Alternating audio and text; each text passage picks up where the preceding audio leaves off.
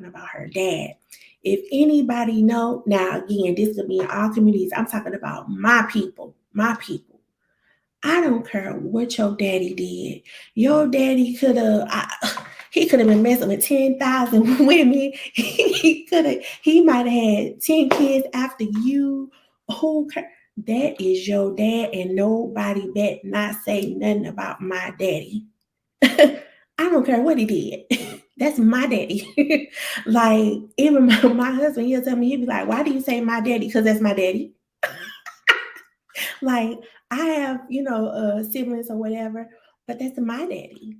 Like, as a little girl, you still like your dad is everything to you. For those who have their dad, who have had, you know, the privilege of having their dads in their life, you know what I'm talking about. As a woman, as a girl, your dad is everything. I still call my dad now if I want to do something. I'm like, um, my dad, he barbecues all the time. He's like a barbecue connoisseur. Anytime I even think about some barbecue, I'm like, that ain't my daddy barbecue. Like I call my dad, I'm cooking this because my dad loves to cook, right? He has a garden and all this stuff. And I'm like, okay, well, dad, what do I put in this? And what it's a special relationship. And again, you don't care what he did, what he didn't do, that is still your dad, and you have a special relationship with him. So when she started talking about her dad and how she just remembers her dad's funeral and how he was laying there and she was just thinking that she's never going to see him again, y'all, that took me out. That took me out. Like, it seems like her world fell apart once she lost her dad. Like, imagine how much different her life probably would have been if her dad was still here. Like, for real. What kind of guidance would she have gotten? Not that the mom is not important. The mom is definitely important, but it's just it's different things that your dad teaches you, and it's a different way that your dad guides you. Um, in my opinion, you see life differently. You make decisions differently if you have your dad in your life to kind of guide and teach you. So especially a black dad, right? So how much different would her life would have been if her dad was here, y'all? Or if her mom would have kept that same attention on her after the dad passed. Talk I can see that it'd probably be totally different, right? We may not have even been seeing this interview. You never know. Um, so yeah, so nothing happened when it happened with her god brother, right? So she says that after now, this is what I didn't understand. And this is how I knew the mom had some trauma too. After this allegedly happened with Charlotte, right? Her mom sent her back to New York to visit the uncle, like to get her away from everything, and told her to visit the godmother, that same godmother with the son that violated her when she was 5. Girl, I'm like, Tasha, girl, you lying. It ain't no way.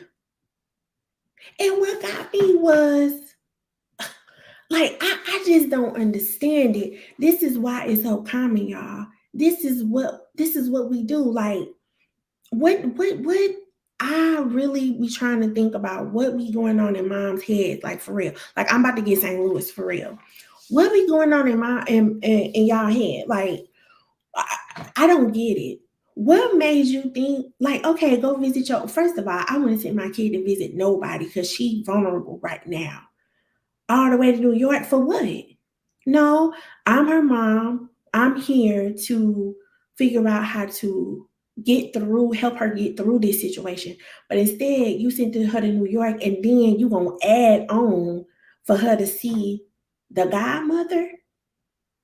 Like, this is how I know that the mom either because I'm not gonna say that the mom didn't care about what was going on or didn't think that what happened.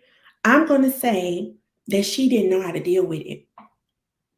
And maybe because sometimes too, that's what we do. We say, okay, well, let me call your uncle and see, talk to the uncle about it. And the uncle say, okay, well, send her up here for a few weeks and we'll look after her, because we think that's the right thing to do. I have to say the mom probably didn't know how to deal with it, especially again because then the mom went to her own situation and she didn't deal with her own situation. So how did she know how to deal with hers? Right? And again, as a 15-year-old, you don't understand that. You don't understand, okay, well, my mom went through this, so she don't really know. So, okay, I'm gonna go, do visit my uncle, whatever. You thinking, mama, why you sending me somewhere like this just happened to me? Like I need to be here with my mama.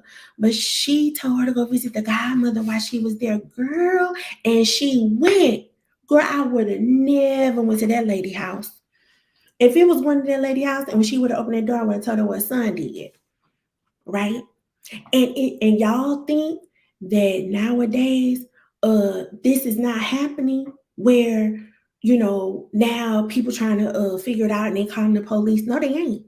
This stuff is swept under the rug, baby, and don't nobody say nothing about it ever.